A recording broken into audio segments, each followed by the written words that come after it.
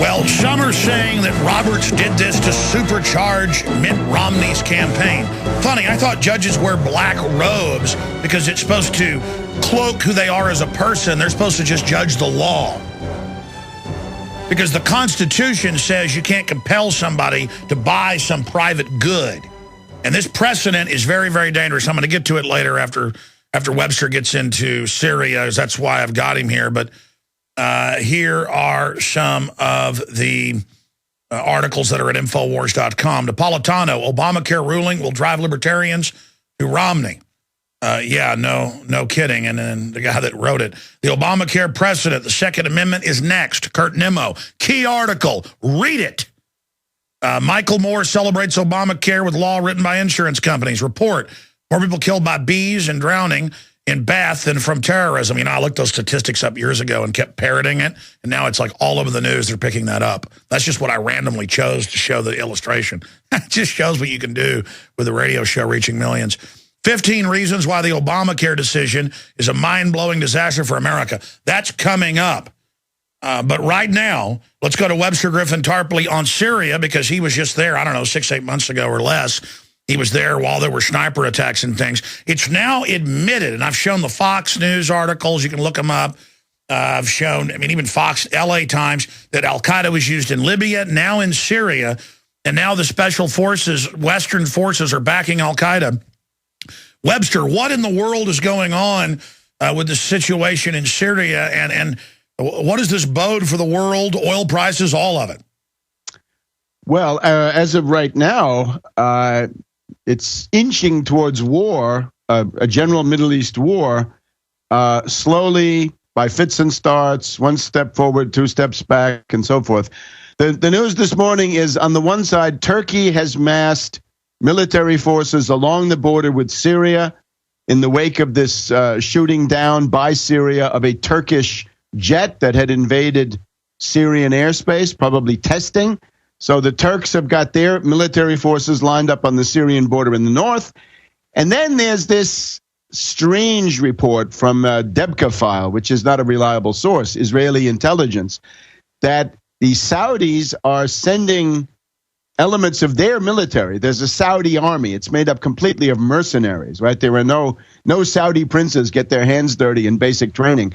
But there is a Saudi army. It's got some special forces, and that they're sending them through Jordan so that they could threaten Syria from the south or the southeast or so forth. So you got obviously an attempt to intimidate Syria. Right now, everything is in the wake of that Syrian. It's an F-4 Phantom reconnaissance configured that went into Syrian airspace.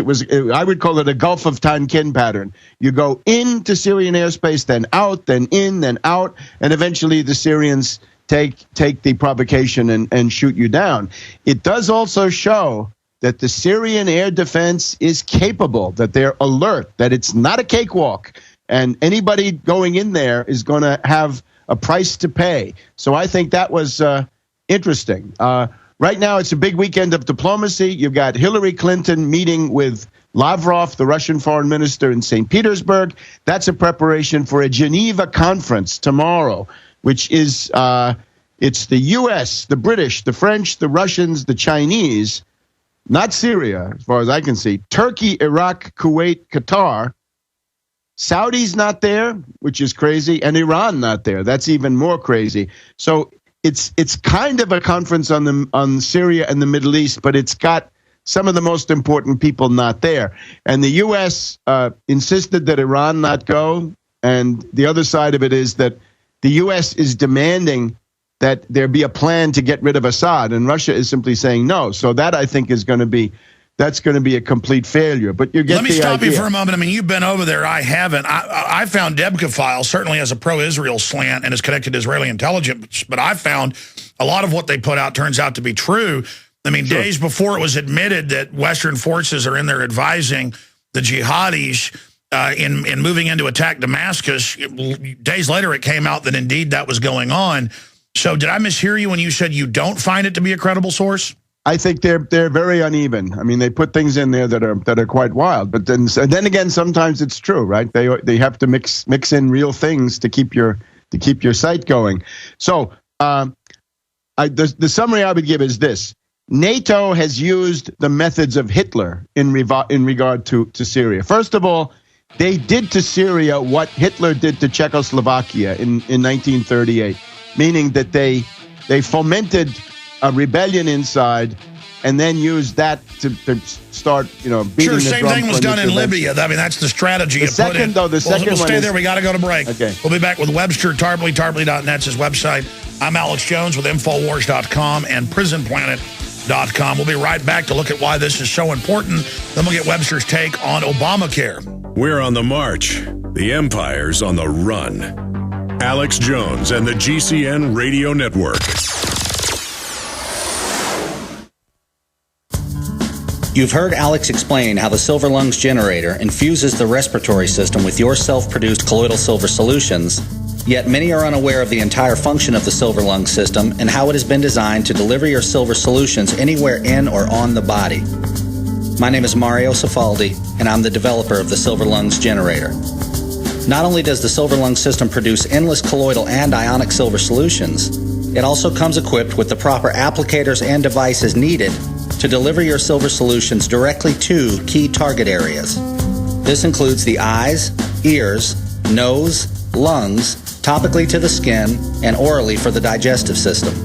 Be sure to watch our new 7-minute video tour of the Silver Lungs system at www.silverlungs.com to learn more about how the Silver Lungs system works.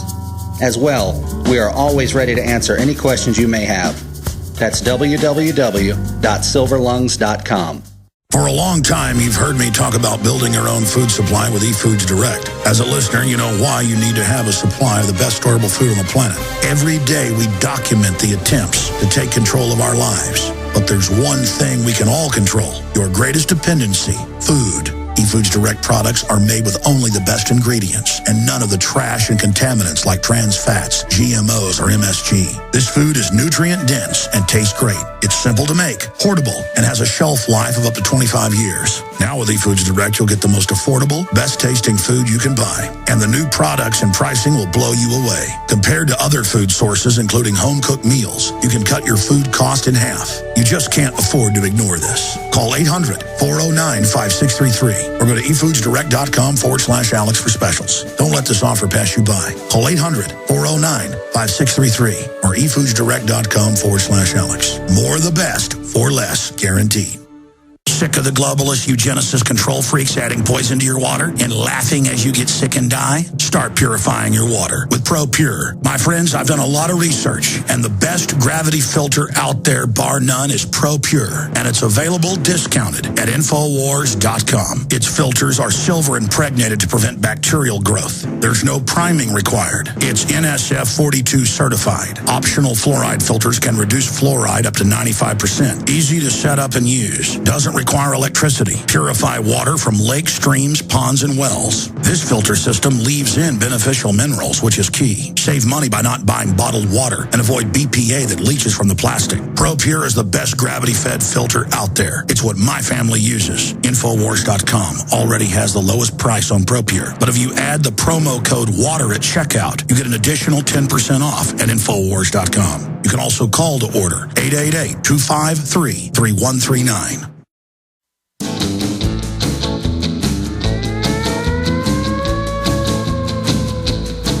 I got a star on my car and one on my chest, a gun on my hip and the right to arrest. I'm a guy who's a boss. Yeah, the federal government's bought 450 million rounds of hollow point dum-dum bullets for you and your family. Hundreds and hundreds, and now they say they're going to order over 1,000 armored pillboxes for you and your family. Armed drones, checkpoints, troops rolling around in different cities. Secretary of the Army saying they're getting ready basically for martial law and to put troops in every city. Oh, I wonder what's coming. Oh, our guest in the Obama deception broke it down. Webster Tarpley. It is the global collapse and reorganization post-industrial New World Order system. And I'm going to get Tarpley's take on that, the healthcare situation, and this. House could arrest Holder with inherent contempt power. And I covered this on the TV show last night. Yes, in the past, the Congress had a jail just like the president claims he has this power to kill people, he doesn't really have that. Now, if there was an enemy navy attacking New York 200 years ago, the president could say, defend, without going to Congress because it was imminent. But to declare war on a country, he'd have to. So the point is, the Congress has handed over all its authority because the system wants a bunch of people that lay down on their backs. But they could also go right now to the district attorney of the District of Columbia and call for him to have a grand jury investigation of what Holder's done, shipping guns and hand grenades into Mexico and drugs back into the U.S. And again, this is bubbling over.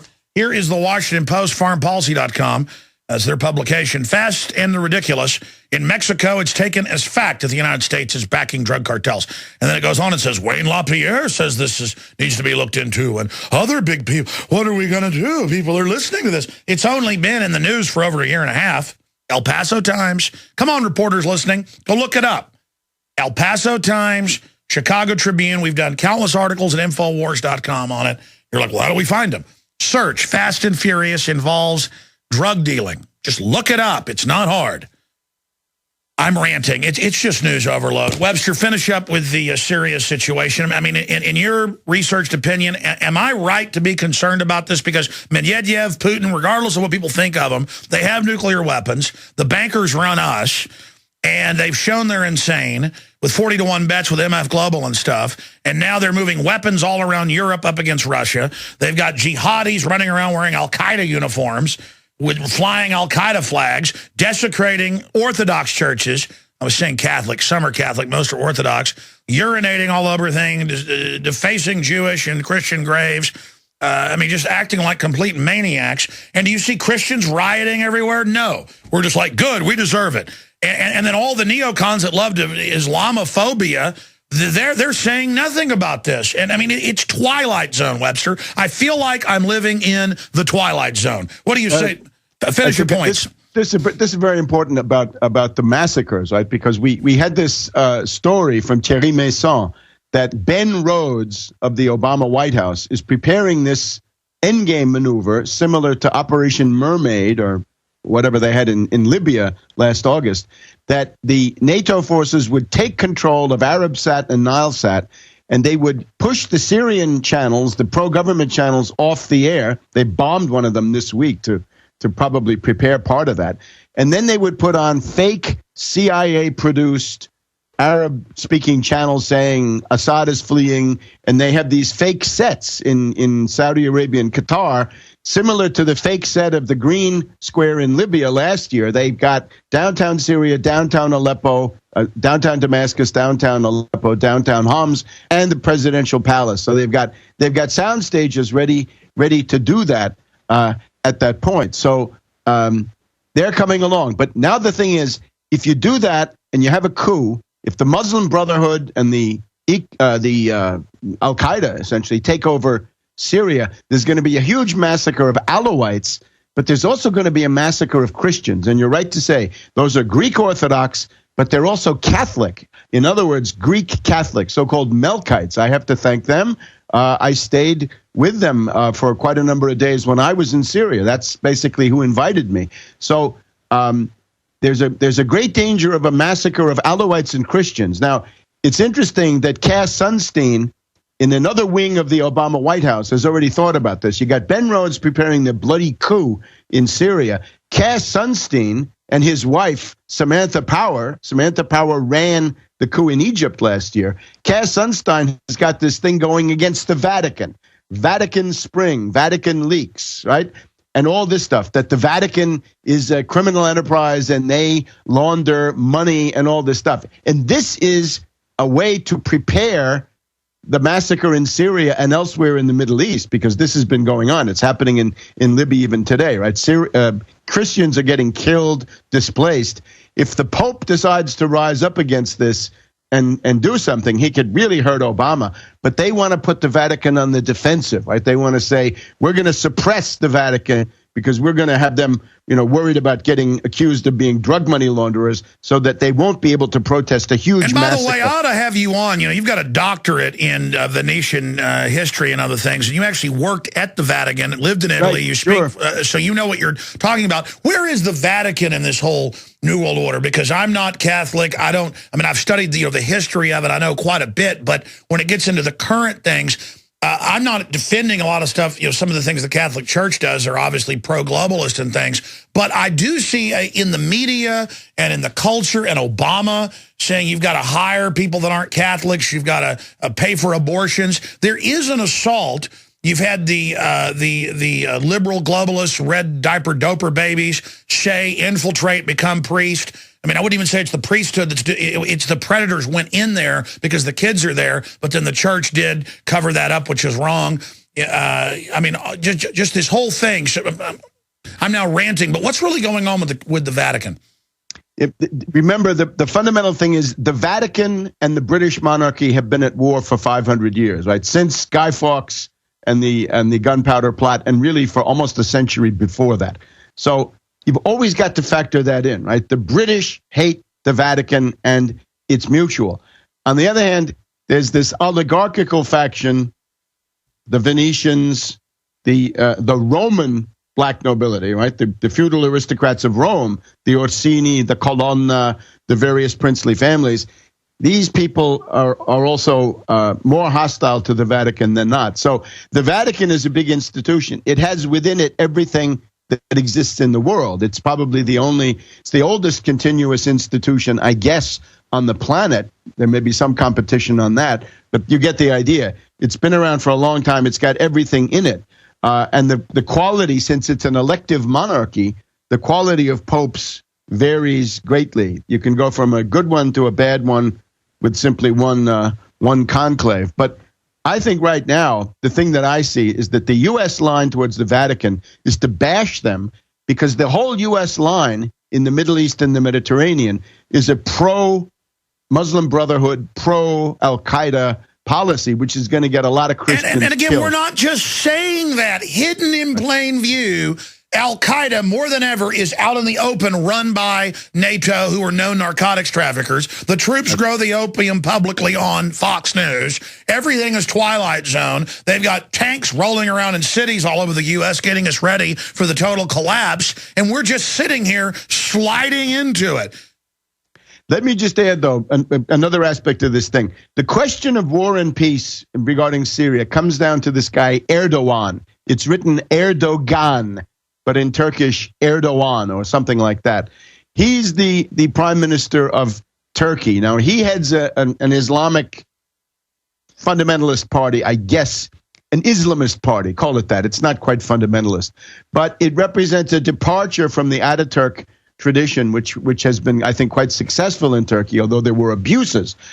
But now the question is, how crazy is Erdogan, right? Is he crazy enough to start a war with Syria? Because if he does, that will be the end of modern Turkey. I was in Beirut, Lebanon last November, part of this trip to Syria. I met General Michel Aoun. General Michel Aoun is like the de Gaulle of Lebanon in many ways. He's the leader of the Maronite Christians, and he's in an alliance with Hezbollah, which the U.S. obviously doesn't like. And he said, you have to understand, Turkey is the most fragile country in the world. Half of them are Islamists. Half of them are strong secularists. They don't want to have any religious attributes in the government. And there's this minority of Kurds. 25 to 30% are Kurds. So what you see right now is the Turks they became a base for Al-Qaeda. There's no other way to put it. It's funny. Rick Perry said this. Remember Rick Perry in those debates? He said Turkey is now a base for terrorists. My God, he was right. He must have gotten a good briefing. Iskandarun. Don't go to any hotels in Iskandarun, Turkey, because you're going to find Al-Qaeda in the next room. So forget the tourist industry in Turkey. But the question then is he going to take the plunge? Because if he does, here's what's going to happen. Already, the Kurdish rebels against Turkey are getting safe haven from the Syrians in the Syrian Kurdish area. And if the Turks insist on starting a war, the Syrian response will be to foment a general uprising of that 25% of this Turkish population who are Kurds. And that will be really a cataclysm for everybody, because Iraq, Iran, Syria, and Turkey would all be carved if you get an independent Kurdish state. So I would urge Erdogan to pull back. In other words, this is crazy. He has gotten this theory that he's the new Ottomans, right? He's the new Ottoman Empire, the new Turkish Empire. No, I understand. And by the way, when you mentioned that, Business Insider and others are reporting that troops are piling up on both sides of the Syrian-Turkey border. And Turkey obviously said 4 days ago, they said on Monday, they said, if you even come near your own border with troops, Syria, we're going to attack you. So Turkey really wants to have a war, I guess, at NATO's behest. And then the Russians have reportedly, for several weeks, put in Marine Special Forces, Spetsnaz. So what do you expect Russia to do is the $64 million question, because Webster, they're clearly going ahead with this proxy war situation. It looks that way. And remember, there's also the question of the campaigning season, which the season for military operations is now. The Mediterranean, everybody should know, the big thing about the Mediterranean is once it gets to be October, it starts to rain, right? Winter rains, autumn and winter rains. That's the Mediterranean. It's not sunny anymore when you get into October. There's fog and things like this. So there's an urge to act now. If Erdogan takes the plunge, that will be the breakup of modern Turkey. The people like Hillary Clinton, I think, are increasingly crazy. You've got the new foreign minister of France is also a warmonger. Fabius. He once had a debate with Chirac, the guy who later became president of France, and Chirac said to him, "Vous êtes un roquet. You're a little cur. You're a little attack dog, Fabius." So right now, Fabius is working as the attack dog for NATO. So that looks bad. On the other hand, Putin was in the Middle East this week. He was in Israel. Putin sat down with Netanyahu and I believe delivered a pointed warning to him. He said, "Dear Netanyahu," according to reports, "Dear Netanyahu, you have the devil you know, Assad, and you have done fairly well with Assad. You have had peace on the Golan Heights for the past 40 years, practically. If you get the devil you don't know, you could be in big trouble." And then, of course, the other dimension that you point to, what will Putin do? He will do something. What will it be? I think this is the thread upon which the hope of peace now hangs. And let's expand on that. What is the bankster strategy, manipulating the West into this, to put Al-Qaeda-light Muslim Brotherhood in Egypt, to back all of this destabilization? I mean, where does Israel really stand in that? Because Israel's wanting to go after Iran, but then all the Iranian proxies in the Middle East, the Hezbollah, but instead now they're going to have to deal with the classically, jihadist Saudi Arabian aligned groups. I mean, because I see the constant spam on InfoWars. It's got to be bots or something in there. And again, Israel does a lot of bad stuff. All these big countries do, all these powerful countries. But this obsession that if you slip on a banana peel, Israel did it. But I look at the different geopolitical makeup. This doesn't look good for Israel. And I've seen a lot of noises that Israel doesn't like all the al-Qaeda people being put in around them. What's really going on there? Well, the Israeli situation is going to be desperate, more or less independently of whatever happens, because of the refusal to make peace, right? The way out for Israel is make peace now. Get the best conditions you can get, make peace, wrap it up, normalize with everybody. Netanyahu is the opposite of that. But then you look at the Israeli debate. When this Arab Spring stuff started, right, Tunisia, the destabilization of the Arab world, there were two schools in Egypt, in Israel. One of them said, this is bad for us because we're going to get these fanatics taking power. And the other school said, it won't be that bad because these fanatics will break up the Arab states. In other words, the Egyptian state, the Libyan state will be smashed.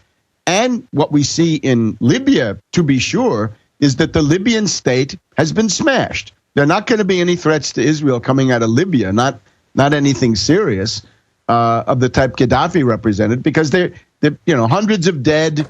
in a given week. There's fighting all the time, gangs. It's a failed state, right? The wonderful outcome of the singing tomorrows of democracy is a failed state. Then you look at Egypt. Egypt is in danger, I think, of going that way, because you've got the army on the one hand, you got the Muslim Brotherhood on the other.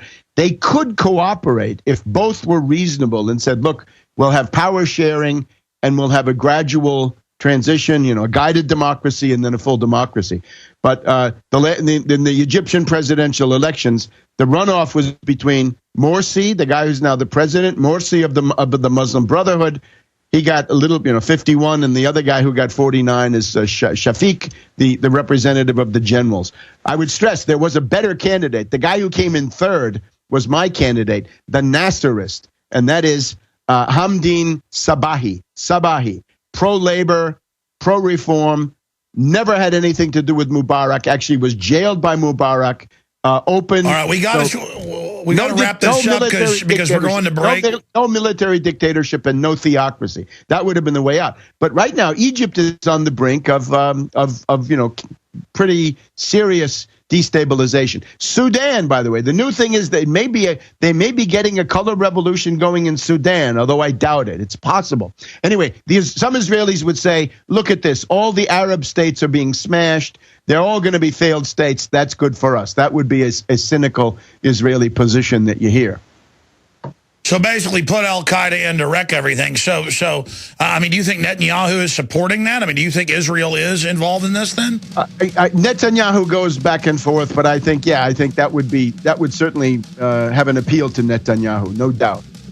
And then they can use al-Qaeda to take our liberties here at home. And the public's so dumb and ignorant, they don't even know that al-Qaeda publicly works. Al-Qaeda is a threat in Pakistan, but in Libya and in Egypt and Syria, they're the singing tomorrows of democracy. So you gotta have double. Gotta go to break. We're gonna come back at Jim Shatner stripped down in public by our lords, the state, our gods, the TSA.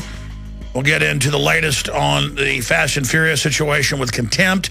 Will they criminally go after Holder? But Webster, we got 5 minutes left. I want to shift gears. I know you've got to go and tape your own show that's here on Genesis on the weekends, World Crisis Radio. But we're here at the World Crisis. This is a direct tax to the insurance companies. From my research, they wrote this healthcare plan. A lot of the socialists and people think it's a step towards their communist dream. What is your view of what's happened? What do you make of Roberts, John G. Roberts, crossing over and putting it in the basket for Obamacare? And do you think Romney will try to repeal it? Well, let me say, first of all, there is some evidence now that Roberts originally voted to strike down everything. And I think what obviously happened was the insurance companies, Wall Street, came to Roberts and they leaned on him and they said, listen, Sonny, we know you believe in this, original intent and all this crazy ideology, and we finance that ideology, but we don't believe our own propaganda. We want that money. We want everybody paying the insurance companies. So Roberts then flipped to the other side, and he got some benefits. Yeah, he reportedly flipped, and the earlier writing looked like he was going to. I mean, this is actually in mainstream news, right. And then he came out and was like crying. But look, here's the point. This is a victory of the finance oligarchs over the crazed petty bourgeoisie, the middle class, who think that this thing is the end of the world. And I wouldn't look at it that way. Remember, my position is Medicare for all. Easiest reform. Remove the 65 Sure, let's be clear. This limit. Is not, though, the socialist free health care, which would be a lot cheaper, than letting the IRS be the enforcer of the bankers. I want Medicare for all with no age limit, $100 per person per month. If you're destitute, if you're unemployed, you get it for free. And you pay for that by taxing Wall Street. Wall Street is not taxed. They pay zero. They pay zero on their corporate income tax. They pay zero on their quadrillions of turnover. So tax that. That's my tax. Now, however, let's look at it from a different point of view. Suppose you're one of the 30 or 40 million, or maybe 50 million, because it usually comes down to a group of about 50 million poverty-stricken Americans, right? They've been left out in the cold. You are not poor enough for Medicaid, because for Medicaid, you got to be practically destitute in many states. You are not old enough for Medicare. You are too old for S-chip, because you can get child health insurance, right? No matter how poor you are, you can get it for your kids. You're not a veteran, and you're not getting COBRA because you're not, coming out of a job that you lost.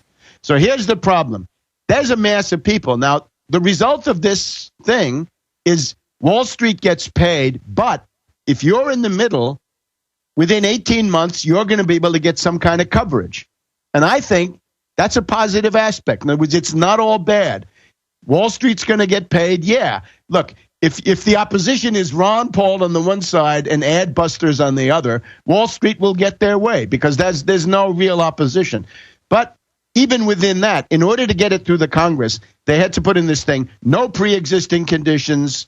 That's going to be over. You're going to get some coverage. I've read it. It's written by the insurance companies. I mean, fine, but they had to make concessions to some kind of reality. So I think the big thing is remove the IMAC and MedPAC, remove the death panels, stop the rationing, and restore the 500 but rationing always comes with socialist health care. Webster, thank you so much. I know the nightmare of England. Look, I've got people that work for me that live in England. It's a hellhole. But Webster, thank you. We'll talk to you more about it next week. We'll be right back.